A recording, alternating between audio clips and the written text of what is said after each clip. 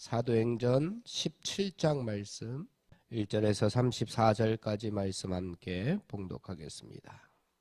그들이 암피불리와 아볼로니아로 다녀가 데살로니가에 이르니 거기 유대인의 회당이 있는지라. 바울이 자기의 관례대로 그들에게로 들어가서 새 안식일에 성경을 가지고 강론하며 뜻을 풀어 그리스도가 해를 받고 죽은 자 가운데서 다시 살아나야 할 것을 증언하고 이르되, 내가 너희에게 전하는 이 예수가 곧 그리스도라 하니, 그 중에 어떤 사람 곧 경건한 헬라인의 큰 무리와 적지 않은 귀부인도 권함을 받고 바울과 실라를 따르나, 그러나 유대인들은 시기하여 저자의 어떤 불량한 사람들을 데리고 성을 소동하게 하여 야손의 집에 침입하여 그들을 백성에게 끌어내려고 찾았으나 발견하지 못하며 야손과 및 몇 형제들을 끌고 읍장들 앞에 가서 소리질러 이르되, 천하를 어지럽게 하던 이 사람들이 여기도 이르매 야손이 그들을 맞아 들였도다. 이 사람들이 다 가이사의 명을 거역하여 말하되, 다른 임금 곧 예수라 하는 이가 있다 하더이다 하니, 무리와 읍장들이 이 말을 듣고 소동하여 야손과 그 나머지 사람들에게 보석금을 받고 놓아주니라. 밤에 형제들이 곧 바울과 실라를 베레아로 보내니 그들이 이르러 유대인의 회당에 들어가니라.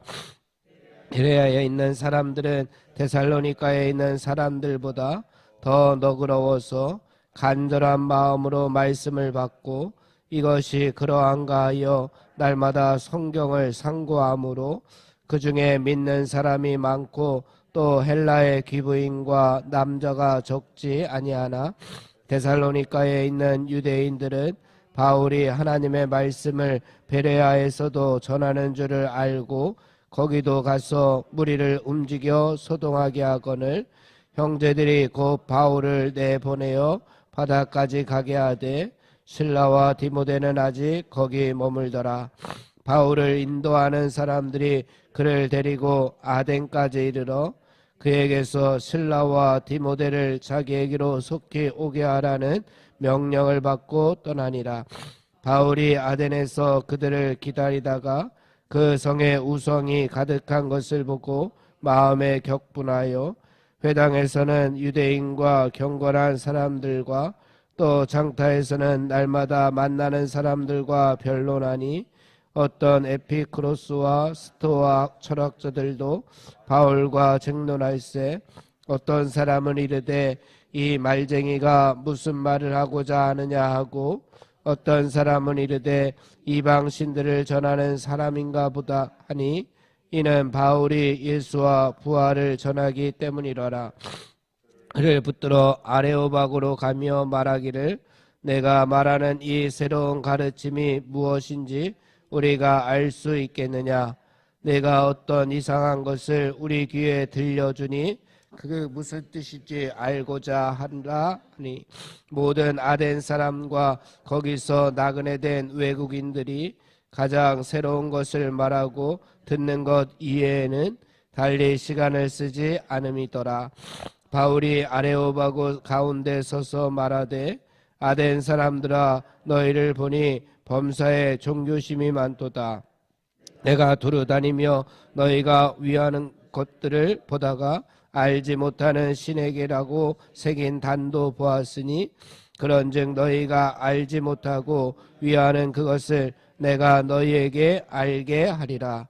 우주와 그 가운데 있는 만물을 지으신 하나님께서는 천지의 주제시니 손으로 지은 전에 계시지 아니하시고, 또 무엇이 부족한 것처럼 사람의 손으로 섬김을 받으시는 것이 아니니, 이는 만민에게 생명과 호흡과 만물을 친히 주시는 이심이라.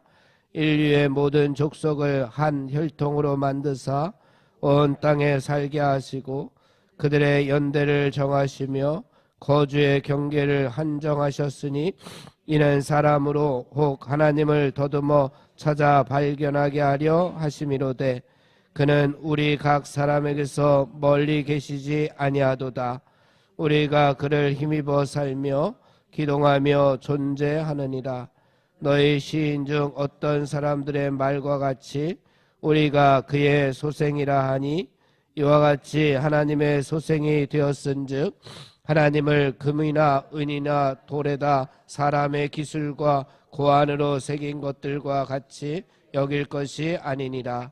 알지 못하던 시대에는 하나님이 간과하셨거니와 이제는 어디든지 사람에게 다 명하사 회개하라 하셨으니 이는 정하신 사람으로 하여금 천하를 공의로 심판할 날을 작정하시고 이에 그를 죽은 자 가운데서 다시 살리신 것으로 모든 사람에게 믿을 만한 증거를 주셨음이니라 하니라. 그들이 죽은 자의 부활을 듣고 어떤 사람은 조롱도 하고 어떤 사람은 이 일에 대하여 내 말을 다시 듣겠다 하니 이에 바울이 그들 가운데서 떠나매 몇 사람이 그를 가까이하여 믿으니 그 중에는 아레오바고 관리 디오누시오와 다미라라 하는 여자와 또 다른 사람들도 있었더라. 아멘. 오늘 말씀은 사도행전 19장에 있는 말씀입니다. 먼저 1절서부터 9절까지의 말씀은 데살로니가에서 복음을 전하게 되는 말씀입니다. 그 중심 내용이 무엇이냐? 예수님께서 그리스도시다 라고 하는 복음을 전하게 됩니다. 그리스도가 뭐냐? 7절 말씀해 보니까 임금이다. 예수님께서 그리스도고 예수님께서 임금이시다 라고 하는 복음을 전하게 됩니다.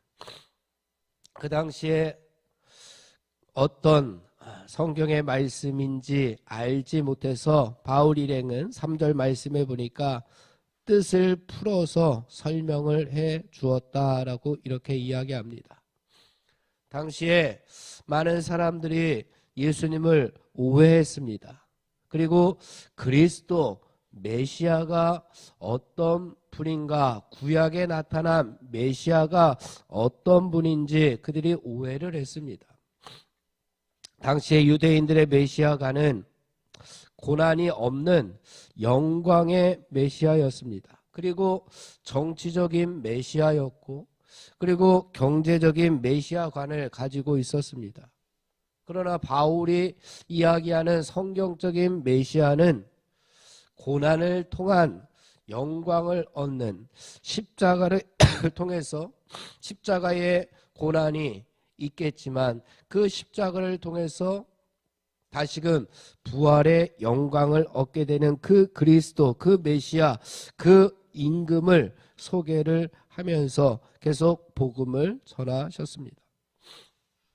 그래서 예수님께서 왜 고난을 당하실 수밖에 없었는지, 왜 예수님께서 십자가를 지셨는지, 왜 예수님께서 피 흘려 돌아가셨는지, 그리고 왜 죽은 자 가운데서 살아나셨는지에 대해서 구약의 말씀, 그 당시에는 구약 성경밖에 없었기 때문에 그 성경의 말씀을 뜻을 풀어서 말씀을 전하게 됩니다. 우리의 근본 문제인 죄와 죽음의 문제를 해결하신 분이 누구시냐? 바로 예수님께서 죄와 죽음의 문제를 해결하신 분이시다라고 그 예수님께서 메시아고 그리스도시고 그리고 임금이다라고 하는 것을 계속해서 복음을 전하게 됩니다. 그 복음을 전하니까 당시에 많은 유대인들이 5절 말씀에 보니까 시기와 질투가 있었습니다. 그래서 고난과 핍박을 받게 돼서 이제 10절에서 15절까지의 말씀으로 넘어가서 데살로니가에서 베레아라고 하는 동네로 다시 건너가서 복음을 전하게 됩니다. 그곳에 가서 또 유대인들의 회당에 가서 복음을 전합니다. 계속해서 복음을 전하면서 아마 이 패턴이 계속해서 이어집니다. 바울이 복음을 전하게 되면은 믿는 자들도 있었지만 그 복음으로 인해서 유대인들이 계속해서 핍박과 또 위협을 가하게 됩니다. 이번에도 마찬가지로 베레아에서 또 해당해서 말씀을 전했더니 또 핍박이 예상이 되었을 겁니다. 바울 일행은 계속해서 이 복음을 전하면서 고난을 받고 핍박을 받습니다. 그런데 핍박에 비해서 이 위협들에 비해서 이 고난들에 비해서 복음을 전하는 일이 더 소중했기 때문에 늘 바울 일행은 죽을 때까지 담대하게 하나님의 복음을 전했던 그런 모습들이 계속해서 나타납니다. 그랬더니 성령님께서 또 도와주시고 하나님께서 도와주셔서 11절 말씀에 보니까 말씀을 더 간절히 사모하는 사람들을 만나게 되고 그 성경을 뜻을 풀어 설명했더니 예수 그리스도를 그리스도로 받아들이는 사람들이 계속해서 생겨나게 되었습니다. 마찬가지로 또 베레아에서도 고난을 받습니다. 핍박이 찾아옵니다. 그래서 14절 말씀에 보니까 형제들이 곧 바울을 내보내어 바다까지 가게 하되 실라와 디모데는 아직 거기 머물더라. 실라와 디모데는 베레아에 머물고 바울만 피신을 시켜서 먼저 배로 아덴으로 피신을 시킵니다. 그래서 16절 이하에서 아덴에서 다시금 복음을 전하는 내용이 나타나게 됩니다. 이렇게 어려움을 당하고 고난을 당하지만 그 어려움 가운데에서도 또 쫓겨나는 그 동네에서도 계속해서 복음을 전하게 되는 이 바울 일행을 만나게 됩니다.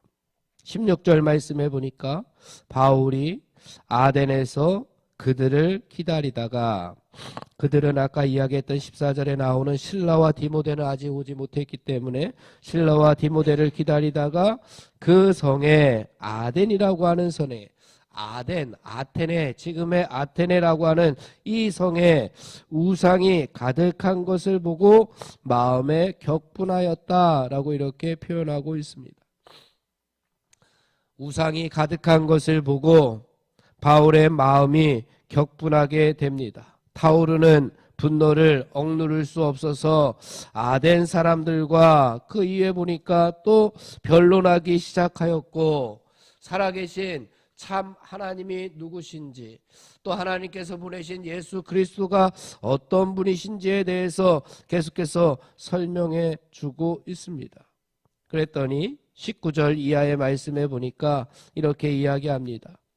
새로운 가르침이 무슨 뜻인지 좀 드러나 보자 라고 아테네에 있는 많은 철학자들, 많은 지식인들, 바울의 이야기를 듣는 많은 사람들이 그래서 좀 드러나 보자 하고 바울을 데려갑니다. 이들이 누구냐 하면 끝없이 새로운 것을 찾아 헤매는 그러한 철학자들이었습니다. 뭐 새로운 것이 없나? 이 바울이 이야기하는 것이 처음 듣는 이야기인데 그래 자극적인 이야기 한번 들어보자. 뭐 충격적인 것이 없나 하면서 데려가서 이야기를 듣습니다. 이것은 무슨 의미를 하느냐? 이들은 바울의 이야기를 들으면서 지금까지 현재의 만족을 느낄 수 없었다라고 하는 겁니다. 이들이 아무리 철학적으로 다른 무엇으로 신을 찾고 또 인간의 철학으로 만족을 행복을 느끼고자 했지만 그 만족을 얻을 수 없었다라고 하는 겁니다. 왜 그랬느냐? 답은 간단합니다. 이들의 속이 비었기 때문입니다. 확신도 없고 인생의 확신도 없고 인생의 만족도 없었다라고 하는 겁니다. 그래서 이 사람들은 그 부족한 마음을 채워보려고 이신 저신 잡신들 다 알지 못하는 신까지 끌어들여서 그 부족한 부분들을 좀 채워볼까? 아니면 철학으로 그 빈 곳을 채워볼까 했습니다. 이 아덴 사람들의 모습이 우리에게 아주 중요한 메시지를 던져주고 있습니다. 마음의 빈 곳을 채우지 못하면 이들처럼 삶의 해답이, 삶의 만족이 부족한 것을 채우지 못하고 계속해서 살아갈 수밖에 없다고 하는 겁니다. 그런데 우리가 아무리 노력해도 그 빈 곳을 채울 수 있느냐?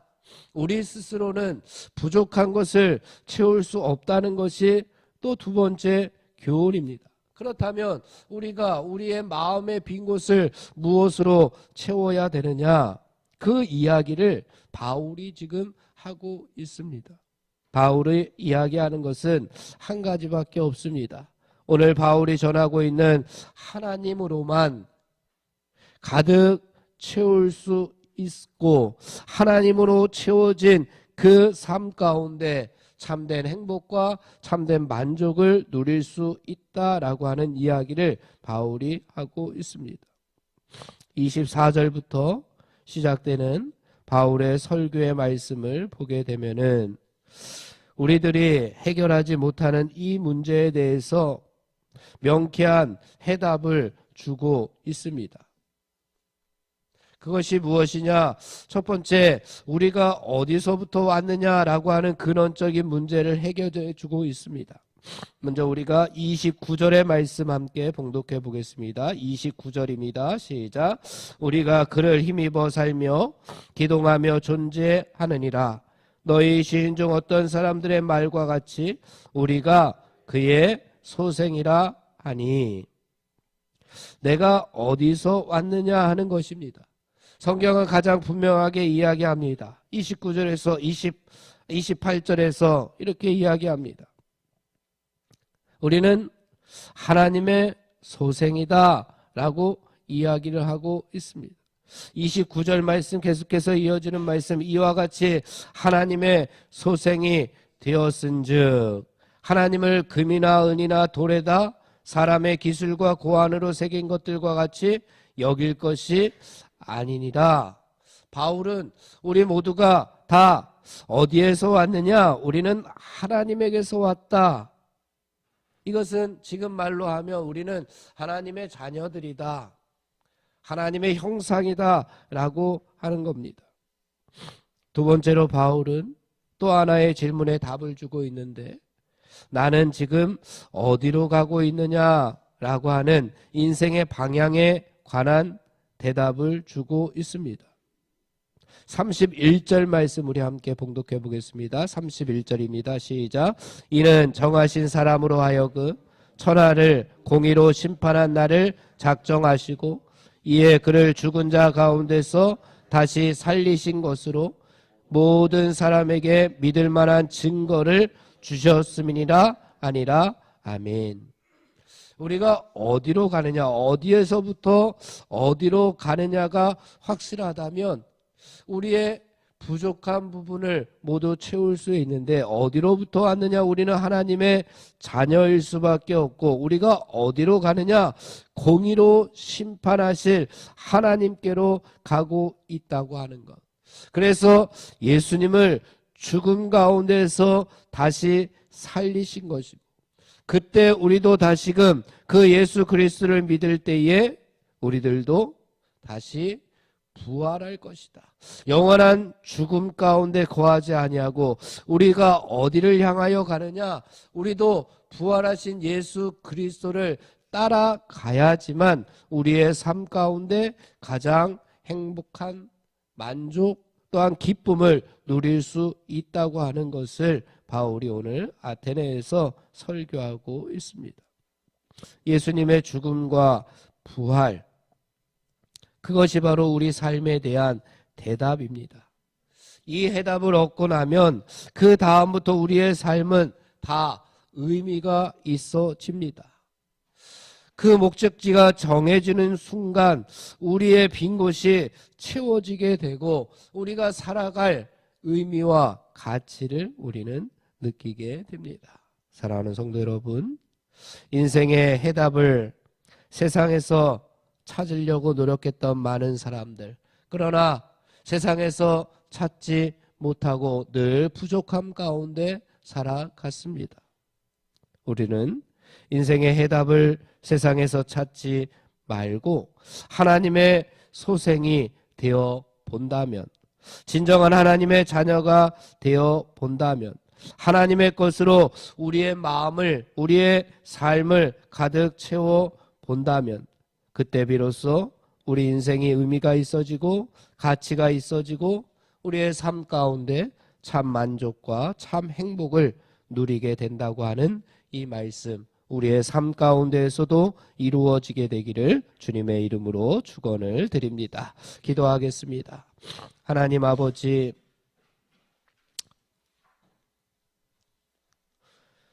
바울이 전한 하나님의 말씀 가운데 세상에서 방황하고 있는, 세상에서 헤매고 있는 어둠 가운데에서 하나님을 찾지 못하는 많은 인생들에게 하나님의 자녀가 되어보자, 하나님의 것으로 우리의 삶을 가득 채워보자, 예수 그리스도께서 가신 그 죽음의 길, 그 부활의 영광의 길을 따라가 보자. 그곳에 인생의 참된 행복이, 가치가, 의미가 있다고 하는 그 말씀을 오늘 우리의 삶에도 적용하여서 우리가 하나님의 자녀임을 깨닫게 하시고 하나님의 것으로 우리의 마음을 가득 채우게 하시고 예수 그리스도께서 가신 그 길을 오늘도 걸어가서 참된 인생의 행복을 느끼며 살아가는 우리 모두가 될 수 있도록 인도하여 주시옵소서. 예수님의 이름으로 기도하옵나이다. 아멘. 합심하여 기도하고 개인 기도하고 돌아가겠습니다. 부활의 능력과 소망을 품고 하나님 나라를 증언하고 살아나게 도와주시옵소서. 하나님의 말씀이 삶의 기준이 되게 하여 주시옵소서. 질병과 연약함으로 고통당하는 사람들을 하나님 치유하여 주시옵소서. 전쟁과 자연재해와 가난과 억압으로 고통당하는 지구촌 이웃들에게 하늘의 은혜를 더하여 주시옵소서.